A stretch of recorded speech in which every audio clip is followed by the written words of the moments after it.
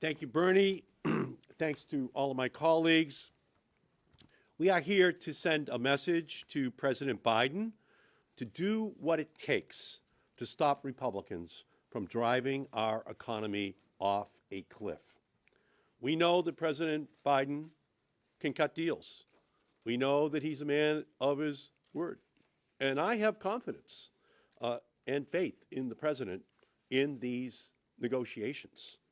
But I do not have faith in Speaker McCarthy and right-wing Republican House members.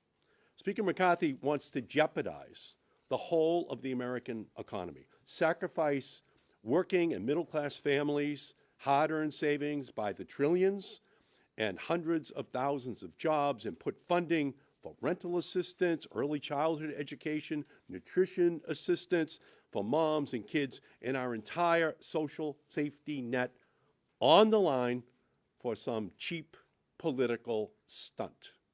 Republicans are not serious about finding a solution.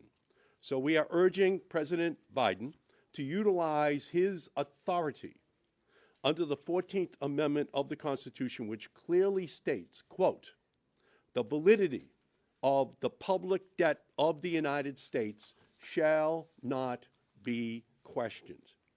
Using this authority would allow the President and the United States to continue to pay its bills on time and without delay, as the United States Constitution requires. It will ensure we prevent a potential global economic catastrophe.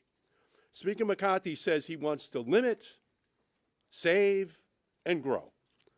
But what he and his right-wing Republican House members really want to do is cut, gut, and slow. Cut taxes even more for the wealthy and corporations. Gut programs like Medicaid, Head Start, Meals on Wheels, Pell Grants, community health centers, and slow the pace of clean energy and climate action by rolling back the tax breaks for wind and solar and electric vehicles, all to protect their big oil buddies. So let me be clear. We will not default on our debts, and we will not default on our commitments to environmental justice, communities who fought relentlessly to secure the historic climate and clean energy investments in the historic Inflation Reduction Act. The reality is that the debt limit isn't about government spending.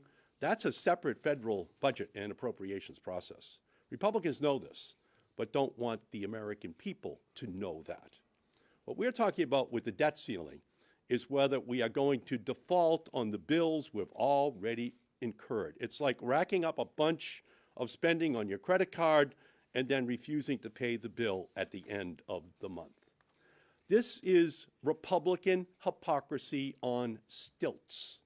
Over the past 6 decades, Congress has raised the debt limit 49 times under a Republican president and 29 times under a Democratic president. The debt ceiling was raised 3 times under President Donald Trump, when the national debt increased by some $8 trillion, mostly because of tax cuts for the wealthy that he and his Republicans passed on a party line vote. The President should exercise his authority under the 14th Amendment to protect our economy and the full faith and credit of our country. So thank you, Bernie. Thanks to my colleagues. And now let me turn to Jeff Merkley from Oregon. Thank you very much, Bernie.